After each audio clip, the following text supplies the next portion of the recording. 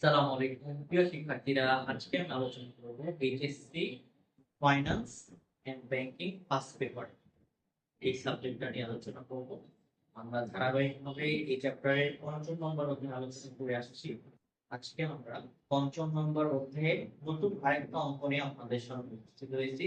প্রথমে আমরা অঙ্কটা করে নিব, তারপরে এই অঙ্কটা কিভাবে সমাধান করা যায় সেই কৌশলগুলো আপনাদের সাথে শেয়ার করব। তো এখানে আমরা দেখতে পাচ্ছি শিক্ষার্থী বন্ধুরা, পদ্মা লিমিটেড এর পূর্ণ ফরমাইশের পরিমাণ 50,000, পূর্ণ ফরমাইশের পরিমাণ 50,000, সর্বনিম্ন ও সর্বোচ্চ মালের ব্যবহার হচ্ছে যথাক্রমে 30,000 একক, 40,000। পণ্য পাওয়ার লিড টাইম মানে সময় সর্বনিম্ন হচ্ছে 2, সর্বোচ্চ 4 মাস। এই সময়ের মধ্যে আমরা পণ্যটা পেয়ে যাব। করণীয় কি? পূর্ণ ফরমাইশের স্তর, সর্বোচ্চ মজুদ স্তর, সর্বনিম্ন মজুদ স্তর আমাদের বের করতে হবে। শিক্ষার্থী বন্ধুরা, আমরা জানি পূর্ণ ফরমাইশের স্তর এর একটা সূত্র আছে, মজুদ সর্বোচ্চ মজুদ স্তর এটার সূত্র আছে, সর্বনিম্ন মজুদ স্তর এটার সূত্র আছে। প্রত্যেকটা সূত্র আমরা অ্যাপ্লাই করে এই অঙ্কটা আমরা সমাধান করব। তো আসুন প্রথমে আমরা ক নম্বরটা লিখি। আমরা উত্তর করব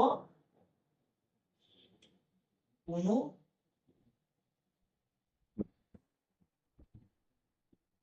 ফরমাইশ স্তর। পূর্ণ ফরমাইশ স্তরটা আমরা বের করব। এটার সূত্র হচ্ছে আমাদের সর্বোচ্চ মজুদ ব্যবহার।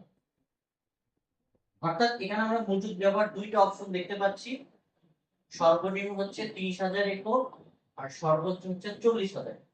তো আমরা এখানে সর্বোচ্চ মজুদ ব্যবহারটা 40,000 একক সূত্রে লিখলাম, আর এর সাথে থাকবে আমাদের সর্বোচ্চ পণ্য পাওয়ার সময়। সর্বোচ্চ আমরা পাবো 4 মাসের মধ্যে, আর সর্বনিম্ন হচ্ছে 2 মাস। তো আমরা সর্বোচ্চ মজুদ ব্যবহারের জায়গায় এই 40,000 একক লিখব, গুণন সর্বোচ্চ পণ্য পাওয়ার সময় হচ্ছে সর্বোচ্চ 4 মাস। তাহলে এই 40,000 কে 4 দ্বারা গুণ করলে আমরা কিন্তু কর রেজাল্টটা পেয়ে যাব। তাহলে কর রেজাল্ট হবে 1,60,000 একক। এটাই আমাদের অলরেডি কিন্তু ক নাম্বারটা হয়ে গেছে। এখন আমরা খ নাম্বার বলছে সর্বোচ্চ মজুদ স্তর। তার সর্বোচ্চ মজুদ স্তর এখন করব আমরা।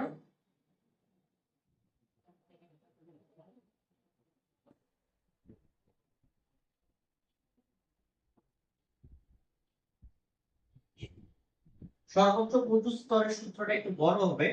আমরা ক নম্বরে যে রেজাল্টটা বের করছি সেটাই প্রথমে শুরু করব। পূর্ণ ফরমাইশ স্তর, পূর্ণ ফরমাইশ স্তর যোগ, এখানে আমরা দেখতে পাচ্ছি পূর্ণ ফরমাইশের পরিমাণ একটা মান দেওয়া আছে, এটার সাথে আমরা যোগ করে নিই। পূর্ণ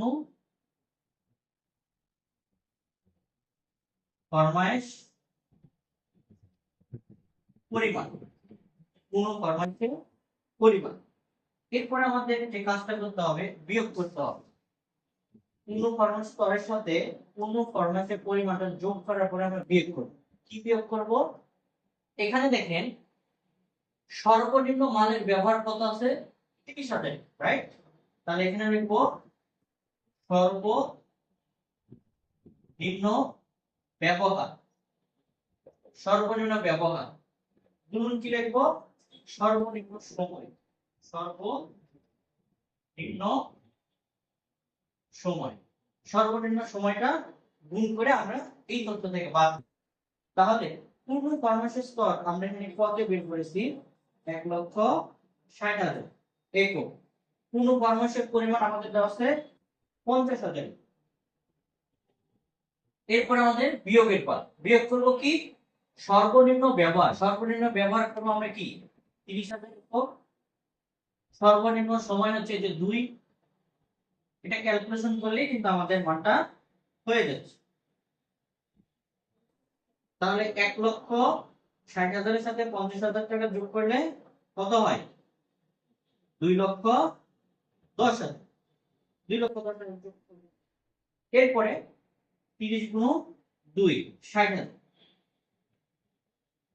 তাহলে 60,000 আমরা বিয়োগ করব। তাহলে আমাদের 210 থেকে 60,000 আমরা বাদ দিব। 1,50,000।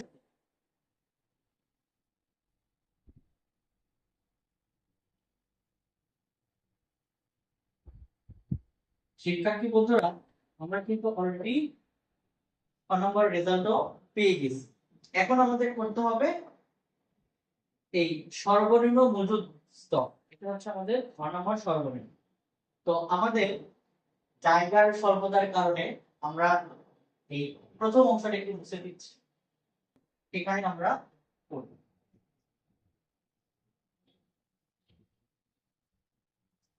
প্রয়োজন হলে আমরা এইটুকু মুছে দিব। এরপর আমরা গ নম্বরে যাব। গ নম্বর বলছে সর্বনিম্ন স্তর। তাহলে সর্বনিম্ন স্তর কিভাবে করব? এটা সূত্র হচ্ছে পূর্ণ ফরমাইশ স্তর।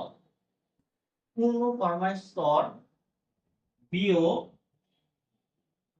গড় মজুদ ব্যবহার। গড় মজুদ ব্যবহার অর্থাৎ আমরা ব্যবহার করব সর্বনিম্ন এবং সর্বোচ্চ। এই যে 30,000 একক, 40,000 একক, এটার আমরা গড় মানটা বের করতে হবে। অর্থাৎ 40,000 এবং 30,000 যোগ করে যে মানটা সেটা এখানে গুণন কি গড় ব্যবহার সময়। গড় ব্যবহার সময় বলতে 2 আর 4 যোগ করে 2 দ্বারা ভাগ করব, তাহলেই হবে। তাহলে পূর্ণ ফরমাইশ স্তর এটা তো আমরা 1,60,000 পদ থেকে পেয়েছি মাইনাস। এখন আমরা গড় মজুদটা কিভাবে করব? 30,000 যোগ 40,000 ভাগ কত? 2 গুণন গড় ব্যবহার কি 2 যোগ 4 ভাগ 2। অর্থাৎ যতগুলো সময় দেওয়া থাকবে সেটা যোগ করে 2 দ্বারা ভাগ করব, যতগুলো ব্যবহারের একক দেওয়া থাকবে সেটা যোগ করে সেই সংখ্যা দ্বারা কি করব? ভাগ করব। এখানে দুইটা তথ্য দেওয়া আছে এজন্য 2 দ্বারা ভাগ, সময় দুইটা দেওয়া আছে এজন্য 2 দ্বারা ভাগ। যদি 3টা থাকে 4টা থাকে তাহলে 3 দ্বারা 4 দ্বারা ভাগ করব, তাহলে কিন্তু হয়ে যাচ্ছে। তাহলে এখানে দেখতে পাচ্ছি আমরা 1,60,000 মাইনাস 30 48 70,000 এর সাথে 2 দ্বারা ভাগ করলে হবে 35,000 গুণ 4 আর 2 এ 6, 6 কে 2 দ্বারা ভাগ করলে হবে 3। তাহলে 1,60,000 থেকে এটা আমরা 35 এর সাথে 35,000 এর সাথে 3 গুণ করলে হবে 1,05,000। 1,05,000।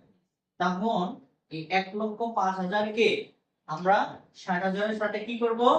বিয়োগ করে দেব। তাহলে হবে কত? 55,000 একক। শিক্ষার্থী বন্ধুরা, আমরা কিন্তু অলরেডি সর্বনিম্ন মজুদ স্তর অর্থাৎ গ নম্বরটা করে ফেললাম। আমরা এই যে একটা অঙ্ক খুবই অল্প সময়ে আপনি যদি সূত্রগুলো মনে রাখতে পারেন তাহলে এই ধরনের অঙ্ক পরীক্ষায় আসলে আশা করি পারবেন। তো আজকের ভিডিওটা আপনাদের কেমন লেগেছে? লাইক কমেন্ট শেয়ারের মাধ্যমে আপনাদের মূল্যবান মতামত আমাদেরকে জানাবেন। পরবর্তী ক্লাসের ভিডিও দেখার আমন্ত্রণ জানিয়ে আজকের ক্লাসটা এখানেই শেষ করছি। মেধা আপনার, বিকশিত করার দায়িত্ব। আল্লাহ হাফেজ।